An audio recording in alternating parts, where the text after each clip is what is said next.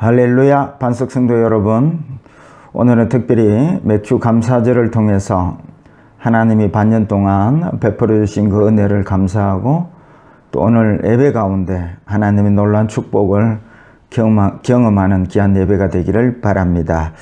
오늘 본문의 말씀은 시편 1편 1절에서 6절 말씀으로 함께 은혜를 나누려고 합니다. 제목을 복 있는 사람 이렇게 잡았습니다.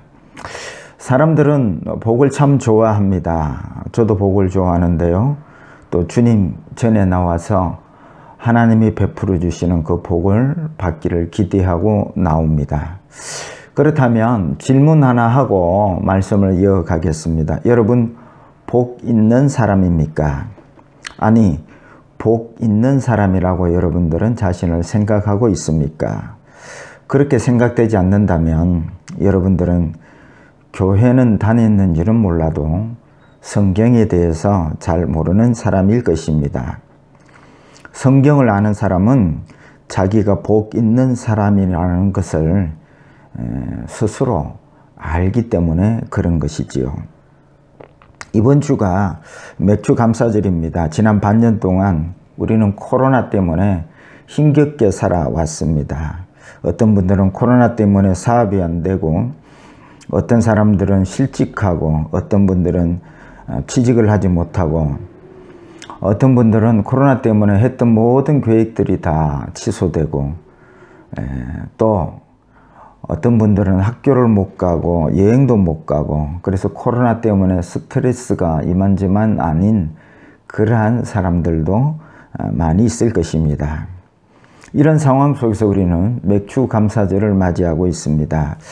전 오늘 말씀을 우리 반석 성도들이 잘 듣고 복 있는 사람들이 되셔서 이 코로나 시절에도 넘치는 감사를 할 수 있는 그런 복 있는 맥주 감사절이 되었으면 좋겠다 생각을 했습니다.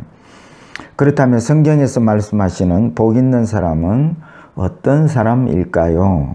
첫째는 여호와의 말씀을 즐거워하는 사람입니다. 오늘 본문 2절에 오직 여호와의 율법을 즐거워하여 그 율법을 주야로 묵상하는 자로다. 우리가 생각하는 복 있는 사람은 하는 일이 잘 되고 넘어져도 돈을 줍고 하는 일마다 잘 됨으로 말미암아 사람들로부터 인정받고, 이런 사람들이 복 있는 사람이라 우리는 생각을 합니다. 근데 성경이 말씀하시는 복 있는 사람은 우리의 생각과 전혀 다릅니다. 성경이 말씀하시는 복 있는 사람은 하나님의 말씀을 즐거워하며 그 말씀을 주야로 묵상하는 자가 복 있는 사람이다 말씀하고 계십니다. 그래서 오늘 본문 2절에 오직 여호와의 율법을 즐거워하며 에서 즐거워하다는 동사의 원어는 하페처라는 히브리어인데요. 이 뜻은 집중하다, 한 곳으로 쏠리다는 뜻입니다. 즉 하나님의 말씀에 집중이 되고 마음이 말씀에 가 있는 사람, 이 사람이 복 있는 사람이라는 말씀이지요. 그래서 여러분, 지금 여러분들의 마음은 어디에 가 있습니까? 하나님의 말씀에 가 있습니까? 아니면 세상 어떠한 성공의 높은 자리에 마음이 가 있습니까? 어느 목사님이 바둑에 푹 빠졌다고 합니다. 그래서 어느 날 설교를 마치고 축도를 하는데 마무리 축도를 하면서 아다리 그렇게 축도를 했다는 것이지요. 그래서 복 있는 사람은 누구이냐? 하나님의 말씀에 하페처가 된 사람, 집중된 사람이 복 있는 사람이라는 말씀이지요.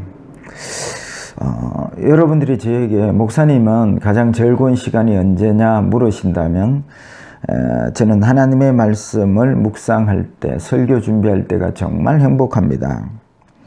또 새벽기도 말씀 묵상하고 준비할 때 너무너무 행복합니다. 그 말씀을 묵상할 때에 그 말씀 묵상하면서 세상에 성공해야지 하는 생각이 묵상되지 않습니다. 말씀 묵상하는데 미운 사람이 생각나지 않습니다. 말씀 묵상하는데 코로나가 걱정되지 않고 먹을 거 입을 거 걱정되어 묵상되지 않더라고요. 오직 하나님께서 나에게 주시는 그 말씀으로 만족해 하고 충분케 하시는 그 말씀을 묵상할 때 저는 가장 행복함을 느낀답니다. 그런데 누가 이 말씀을 즐거워하며 주야로 묵상할까요? 그 말씀의 가치를 아는 사람들이겠지요. 저는 지난주까지 사도행전을 새벽마다 묵상했습니다. 거기에 사도행전 28장을 보면 이제 그 사도 바울이 온갖 고난을 다 당하고 또 배를 타고 로마로 향하다가 유라굴로라는 큰 광풍을 한 보름 동안 죽을 고생을 하고 로마에 상륙하게 됐지요. 하나님께서 이미 사도 바울에게 일러주신 대로 네가 로마도 보아야 하리라. 그래서 저와 여러분들이 사도행전을 읽을 때에 사도 바울이 로마에 입성을 하면 그게 놀라운 역사가 일어날 것이다. 잔뜩 기대에다가 사도행전 28장에 보면 많은 실망을 하는 대목들이 많이 있습니다. 그래서 여러분 오순절날 성령이 임하고 그 현장에는 예루살렘의 현장에는 이스라엘의 현장에는 하루에도 수천 명씩 회개하고 돌아오는 역사가 일어났고 기적의 역사가 일어났고 죽은 자가 살아나는 역사가 일어났는데 근데 사도행전 28장 로마에서도 우리는 그런 놀라운 역사가 일어날 것이라 기대했는데 근데 여러분 정작 로마에 입성했을 때의 사도 바울의 행정은 초라하기 짝이 없습니다. 바울이 기가하는 집에 사람들이 오는데요. 거기 한 20-30명 정도 그 민가에서 예수의 몸으로 사람들을 가르칩니다.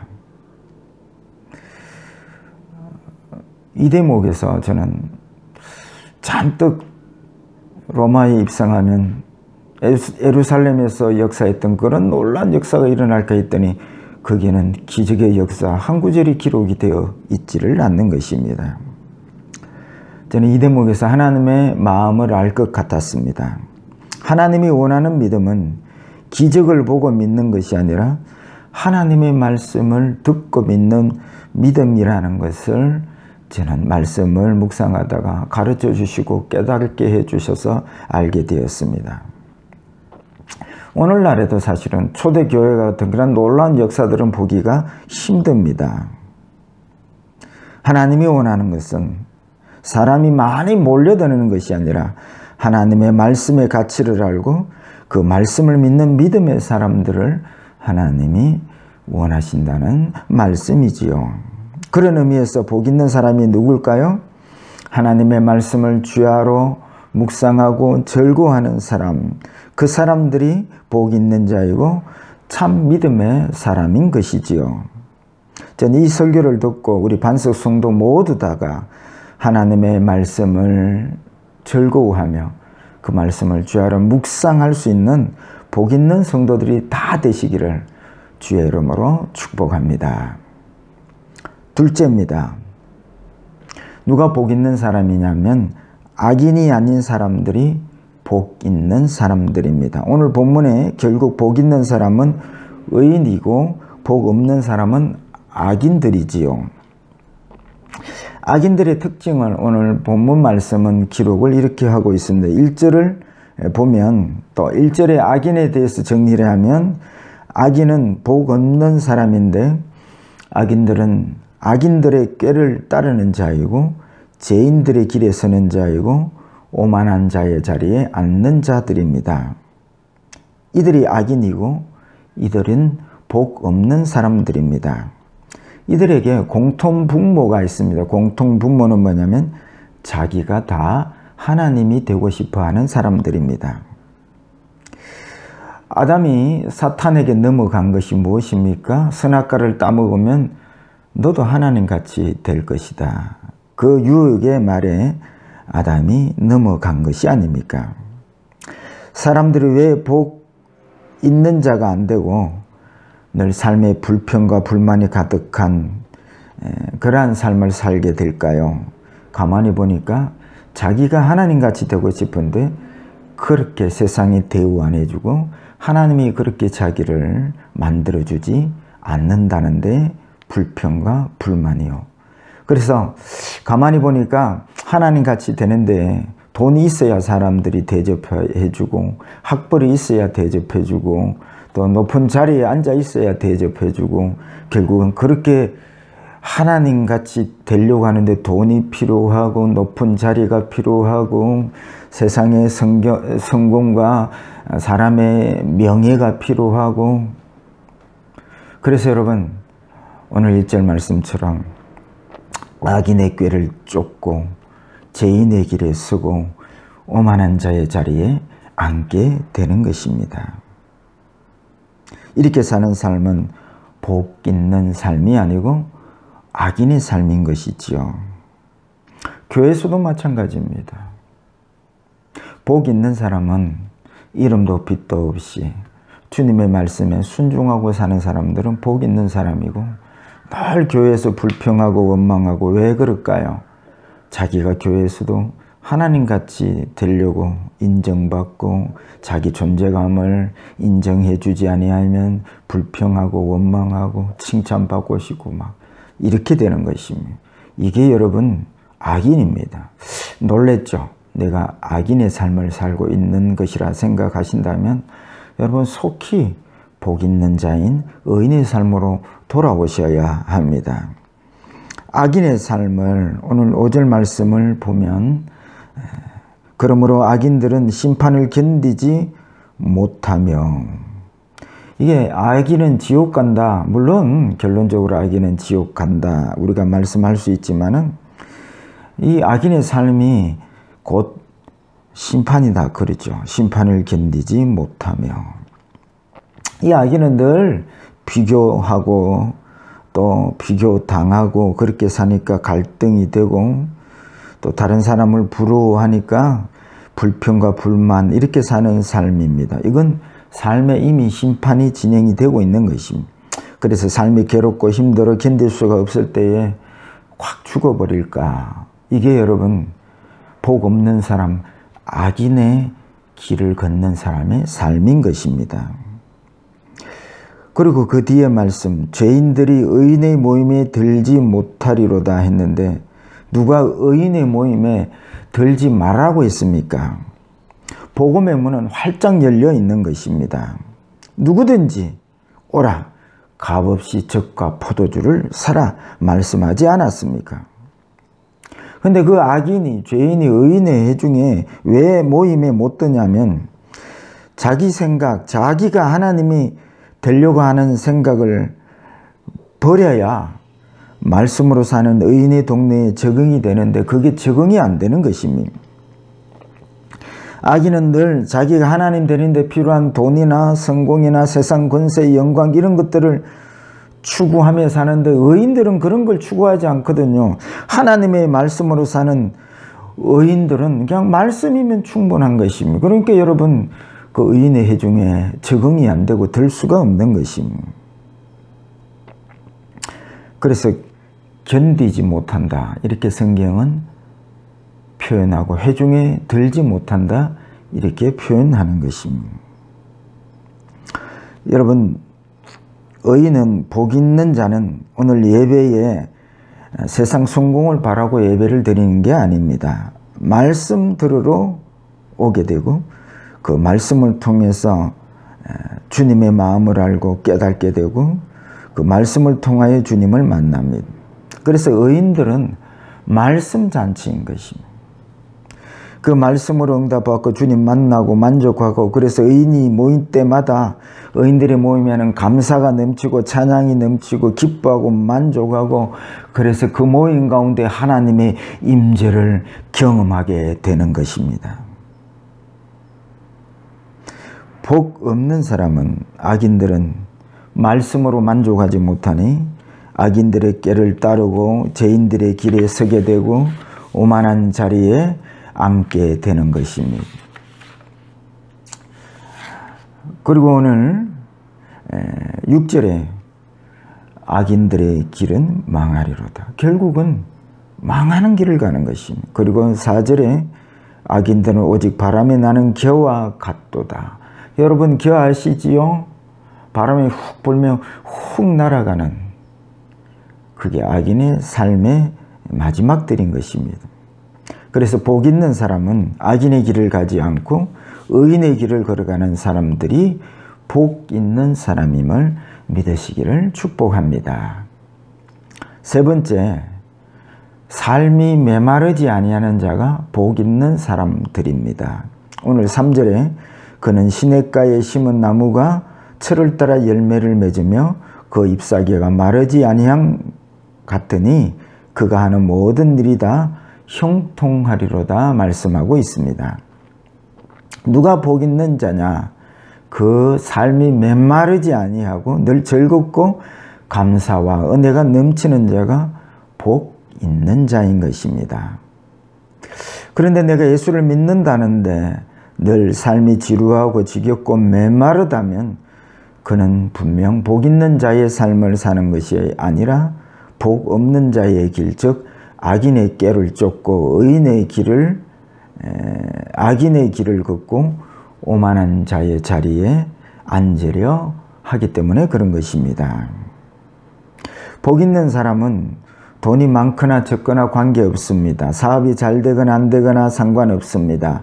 사람이 알아주거나 안 알아주거나 상관없습니다. 복 있는 사람의 특색은 하나님의 입에서 나오는 말씀으로 응답받고 그 말씀으로 주를 만나고 그 말씀으로 살아가는 자입니다. 그래서 다 형통하리로다 했는데요.